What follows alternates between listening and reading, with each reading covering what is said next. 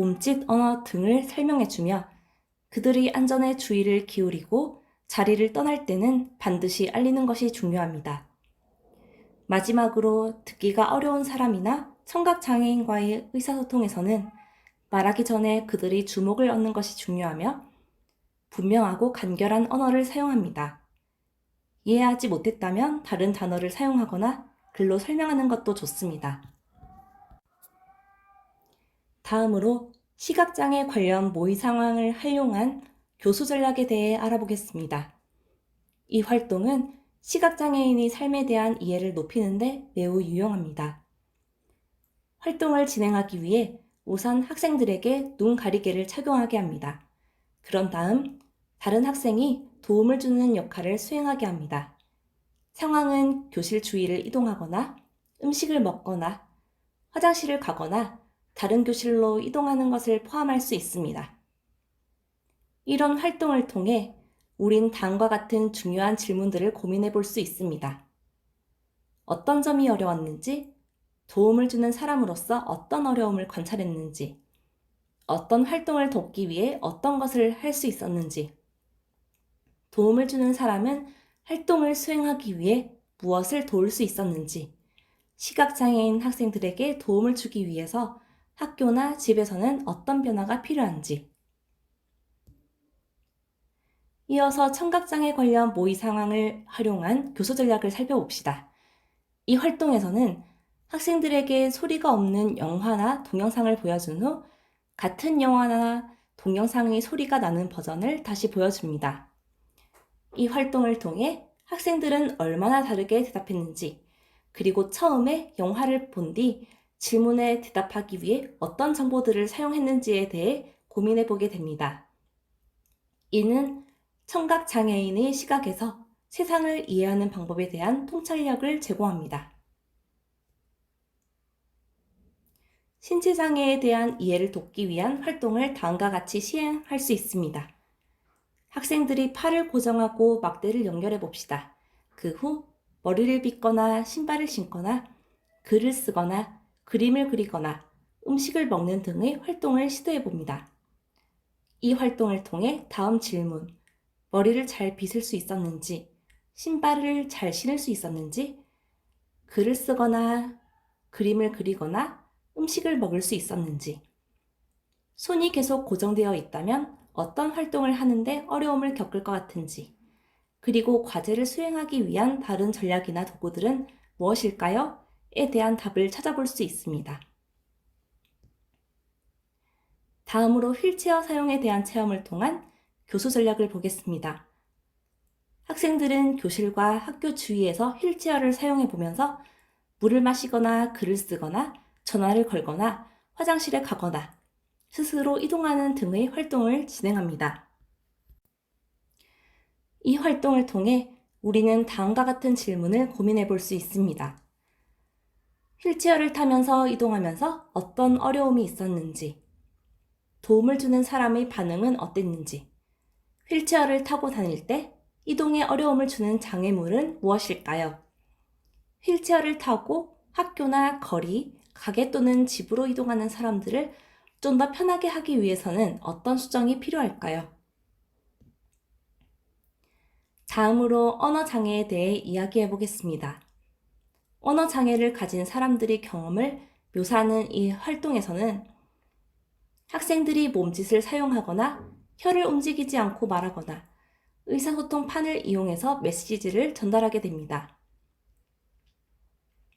이런 활동을 통해 학생들은 다음과 같은 것들을 생각해 볼 수 있습니다. 메시지를 전달하기 위해 어떤 전략들을 사용할 수 있을까요? 만약 대화하는데 어려움이 있다면 다른 사람과 대화를 하기 위해 어떤 것들이 필요할까요? 다른 사람이 메시지를 어떻게 이해할 수 있을까요? 학습 장애에 대해 알아보는 활동도 있습니다. 이 활동에서는 학생들이 거울을 사용하여 종이에 반사되는 것을 보며 글을 쓰거나 문단을 읽게 됩니다. 이런 경험을 통해 학생들은 다음과 같은 질문들을 고민해 볼 수 있습니다. 거울에 비치는 것을 통해 글을 쓰거나 읽을 때 어떤 어려움이 생길 수 있을까요? 만약 글을 쓰거나 읽는 데 어려움이 있다면 어떤 감정을 느낄 수 있을까요? 만약 계속해서 이런 방식으로 보게 된다면 어떤 과제들을 수행하는 것이 어려워질 수 있을까요? 이번에는 학급 규칙의 효과적 관리에 대해 알아보겠습니다. 학급 규칙은 학업 성취와 기술 획득을 위한 환경을 조성하는 데 중요한 역할을 합니다. 학급 경영에 필요한 규칙에는 학업과 관련된 규칙, 교실 행동에 관한 규칙, 그리고 수업 첫날 전달되는 규칙 등이 있습니다. 이런 규칙은 학생들이 내적으로 수용 가능해야 합니다. 새로운 학년이 시작될 때마다 규칙을 개발하고 주기적으로 학생들과 논의하여 필요하다면 학생들을 규칙 개발에 참여시키는 것이 중요합니다. 이렇게 학생 참여 규칙 개발은 학생들이 스스로 규칙을 잘 지키도록 돕습니다. 효과적인 학급 규칙 제시 방법에는 규칙의 행동이 관찰하고 수정 가능해야 하며 규칙은 긍정적인 용어로 제시되어야 합니다. 또한 규칙의 수는 5개를 초과하지 않도록 하는 것이 좋습니다. 학급 규칙은 교실 안에 명확하게 게시되어야 하며 규칙을 준수하거나 어길 때 교사의 반응은 명확하고 공정해야 합니다. 교사는 규칙을 준수하거나 어길 때 일관성 있게 행동해야 합니다. 마지막으로 규칙이 애매하거나 불필요하거나 실행하기 어렵다면 규칙은 검토하고 수정해야 합니다. 학급에 새로운 학생이 오거나 학생의 성장에 따라 규칙 수정이 필요할 수 있습니다. 필요하다면 학생이 규칙 수정에 참여해야 합니다. 이어서 결과가 알려지고 명확한 규칙의 설정에 대해 알아보겠습니다. 첫째로 학생의 행동 관리에는 명확한 지침과 결과가 필요합니다. 학급 지침은 절차와 규칙으로 구성됩니다. 교사는 학급 운영 절차를 정하고 가르칠 필요가 있습니다. 예를 들어 학생의 사물 보관 방법, 교재의 수집과 배분, 그리고 교실 출입 등에 대한 절차를 설정하고 학생들에게 이를 가르칩니다. 셋째로 규칙과 결과는 교사와 학생 모두에게 알려져야 하며 이를 학급에서 실행해야 합니다. 또한 규칙과 절차는 학급 신문을 통해 부모나 관련 직원들에게 전달되어야 합니다. 이렇게 규칙과 결과에 대한 지식을 공유함으로써 부모들이 학생의 학교 생활을 원활하게 돕는 데 도움을 줄 수 있습니다. 이제 긍정적인 행동 지원에 대해 알아보겠습니다. 긍정적 행동 지원의 필요성은 이전에는 문제 행동을 보이는 학생에게만 주목했던 것에서 문제 행동을 둘러싼 전반적인 행동 지원에 초점을 맞추는 현재의 접근법에 기인합니다. 긍정적 행동 지원의 기원은 행동주의 철학에 근거를 두고 있습니다. 이 철학은 보상과 결과를 통해 변화하는 학생의 행동에 초점을 맞춥니다. 그리고 이는 행동을 한 상황을 문제 행동만큼 중요하게 여깁니다. 긍정적 행동 지원의 계획은 문제 행동의 즉각적인 수정보다는 학생이 행동하는 환경의 변화에 초점을 맞추고 있습니다. 이는 학생이 행동하는 환경을 개선함으로써 문제 행동을 줄이는 방향으로의 접근법을 나타냅니다. 현대사회와 교육 시스템의 다양화는 학교의 역할도 다양화하도록 만들었습니다. 이는 장애 학생뿐만 아니라 다양한 특성을 가진 학생들이 함께 학교 생활을 하는 것을 포함합니다. 이런 변화는 학교가 단순히 교육과 수업을 진행하는 것 이상의 역할을 요구하고 있습니다. 그중 하나가 바로 학생의 문제행동 관리입니다. 따라서 우리는 모든 학생들에게 최적의 교육 환경을 제공하기 위해 긍정적 행동 지원의 중요성에 대해 더욱 심도 있게 고민해 볼 필요가 있습니다. 다음으로 블룸의 2009년 연구에 기반한 긍정적 행동 지원의 기본 원칙에 대해 알아보겠습니다. 첫 번째 원칙은 예방적 접근입니다. 이것은 문제 행동에 대한 혐오나 벌을 가하기보다는 문제가 발생하기 전에 미리 대응하는 것을 의미합니다.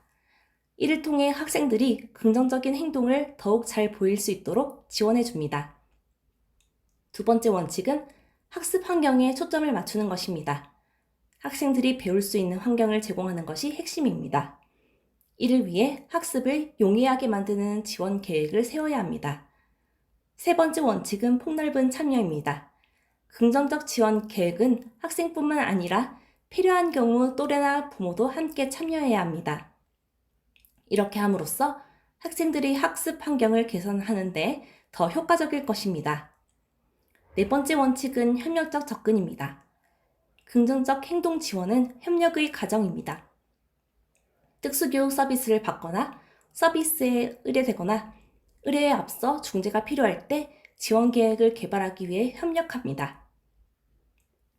마지막으로 교사는 긍정적 행동 지원팀에 지원을 요청할 수 있습니다. 이 팀은 학생 개인이나 집단의 지속적인 행동 문제를 해결하기 위해 공식적인 절차에 참여할 수 있도록 돕습니다. 학교 차원에서의 긍정적 행동 지원에는 3단계가 있습니다. 첫 번째 단계는 보편적 지원입니다. 이는 모든 학생을 대상으로 하며 학교 환경 전체에서 실행됩니다. 이 단계에서는 예방적인 사전 활동을 통해 긍정적인 행동을 증가시키고 문제 행동을 감소시키거나 제거하는 것을 목표로 합니다. 두 번째 단계는 그룹 차원의 지원입니다. 이는 위험 행동을 보이는 학생들을 대상으로 하며 보편적 지원만으로 해결이 어려운 경우 추가적으로 실행됩니다. 이 단계에서는 문제 행동에 대해 효율적이고 신속한 반응을 하는 것이 목표입니다. 즉, 특정 그룹 내에서 발생하는 문제 행동에 대해 빠르게 대응하고 그 행동을 수정하는 방향으로 진행합니다. 마지막으로 세 번째 단계는 개별적인 지원입니다. 이는 고위험 행동을 보이는 학생들을 대상으로 합니다. 1차와 2차 예방에 반응하지 않는 문제 행동을 감소시키는 것이 이 단계의 목표입니다. 이를 위해 문제를 가진 학생에게 핵심 중재를 제공하여 문제를 해결할 수 있도록 돕습니다. 이 단계에서의 지원은 학교 환경뿐만 아니라 학생이 속해 있는 다양한 환경에서도 실행될 수 있습니다. 학교 차원에서의 이러한 긍정적 행동 지원은 모든 학생이 안전하고 효과적으로 학습할 수 있는 환경을 만드는 데 중요한 역할을 합니다. 지금까지 들어주셔서 감사합니다.